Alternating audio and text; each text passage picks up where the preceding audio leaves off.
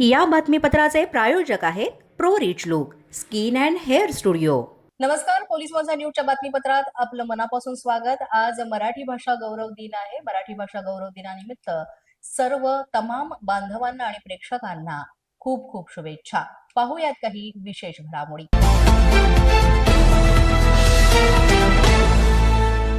बातमी नागपूर येथून आहे। नागपूरमधनं एक बातमी समोर येते। 16 वर्षाच्या भावानं आपल्या 13 वर्षाच्या बहिणीवर अत्याचार केल्याची ही घटना घडली आहे आणि अत्याचारानंतर बहीण गर्भवती राहिलेली आहे। अतिशय घृणास्पद आणि अतिशय धक्कादायक ही बातमी नागपूरमधनं येते।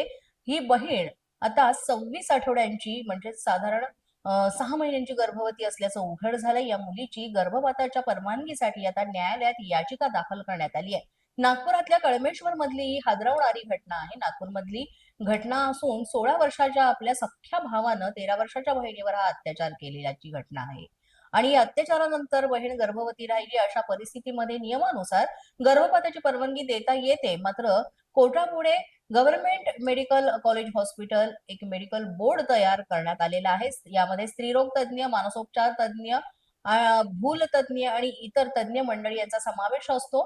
मात्र ही मुलगी आता गर्भपात करायचा झाला तर ते सगळं सहन करू शकेल का? कारण ती फार कमी वर्षांची आहे, 13 वर्षांची आहे आणि तिची मानसिक स्थिती किंवा शारीरिक स्थिती कशी असणार आहे या संदर्भातला हा सगळा जो रिपोर्ट आहे तो हायकोर्टात सादर करणार आहेत आणि त्यानंतर जवळपास हा सगळा जो प्रकार आहे तो उघड होणार आहे आणि मग पुढे काय डिसिजन घेता येईल याविषयी सुद्धा सांगण्यात येणार आहे। पत्र अतिशय हादरवणारी ही बातमी समोर आलेली आहे।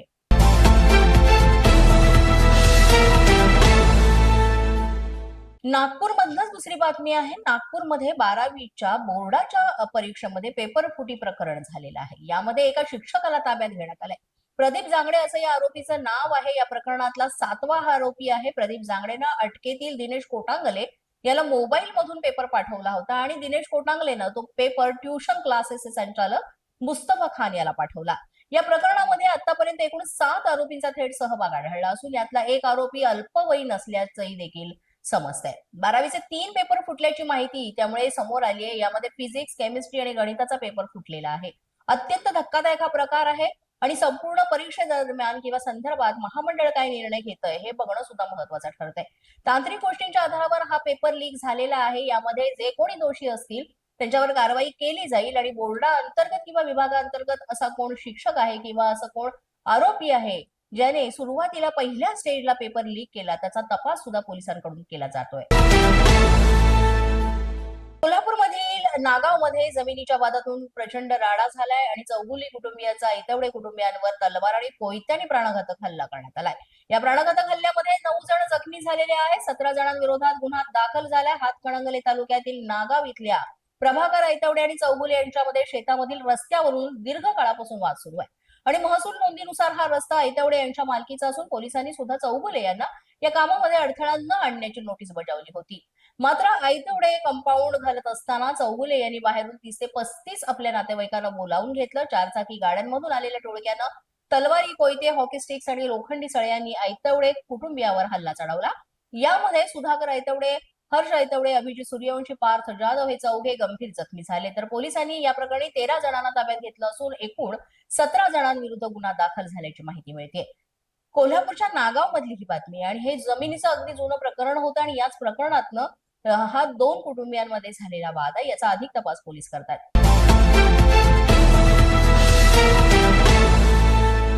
पोलीस माझा न्यूजच्या बातमीपत्रात वेळ झाली एका छोट्याशा विश्रांतीची। पाहत रहा पोलीस माझा न्यूज। या बातमीपत्राचे प्रायोजक आहेत pro rich look skin and hair studio. विश्रांतीनंतर पुन्हा एकदा पोलीस माझा न्यूजच्या बातमीपत्रात आपलं मनापासून स्वागत।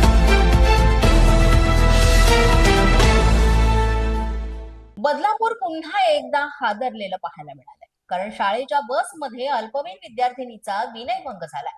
स्कूलमध्येच बस चालकानं हा विनयभंग केल्याची घटना घडली आहे। बसमध्ये महिला मदतनीस नसल्याची देखील माहिती समोर आली आहे। पीडित विद्यार्थिनीने हा सगळा प्रकार आपल्या पालकांना सांगितलं आणि त्यानंतर हा सगळा प्रकार समोर आला। या घडलेल्या घटनेप्रकरणी आरोपी विरोधात पॉक्सो आणि अॅट्रॉसिटी कायद्याअंतर्गत गुन्हा दाखल झालाय आणि ही सगळी प्रवृत्ती वाढू नये यासाठी ठोस उपाययोजना कराव्यात अशा वेगवेगळ्या प्रतिक्रिया आहेत त्या पुढाऱ्यांकडनं किंवा मग सामाजिक कार्यकर्ते किंवा सामान्य जे नागरिक आहेत त्यांच्याकडनं अतिशय वाईट बातमी ही आलेली आहे. आणि अशा घटना जर अशा पद्धतीनेच घडत राहिल्या तर मुलींच्या सुरक्षितेचा प्रश्न निर्माण होतोय असंही म्हटलं जात आहे.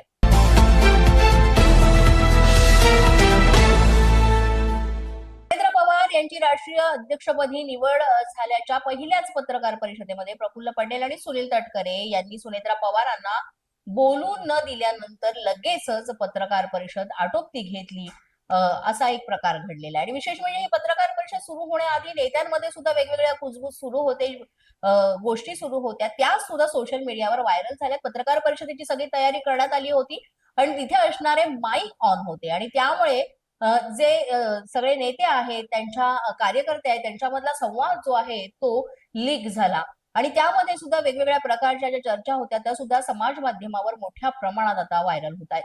त्यामुळे याबाबत प्रतिक्रिया देताना सगळ्या प्रकरणामध्ये रोहित पवार यांनी सुद्धा सुनेत्रा पवार यांचा पाठिंबा घेत किंवा त्यांना सपोर्ट करत आपलं वक्तव्य दिलेलं आहे. जे कोणी अशा प्रकारे जर काम करत असतील किंवा त्यांना अशा पद्धतीने जर वागणूक देत असतील तर हे फार चुकीचं आहे आणि सुनेत्रा पवार अतिशय सक्षम आहेत, त्या संपूर्ण जो कारभार आहे तो व्यवस्थित सांभाळतील असंही त्यांनी म्हटलेलं आहे.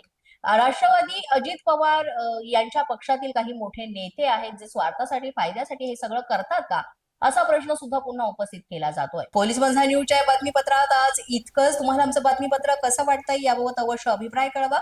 यासाठी पोलीस माझा न्यूजचं युट्यूब चॅनल सबस्क्राईब करा, तसंच आमचं फेसबुक, इंस्टाग्राम आणि ट्विटर अकाउंट फॉलो करा. अधिक माहितीसाठी आमच्या www.policemazhanews.com या वेबसाईटला भेट द्या. आमचे अधिकृत प्रतिनिधी व्हायचं असेल तर स्क्रीनवर दिलेल्या क्रमांकांवर आजच संपर्क साधा. आजच्या बातमीपत्रात इतकंच. पुन्हा भेटूया पुढील बातमीपत्रात. तोपर्यंत पाहत रहा पोलीस माझा न्यूज.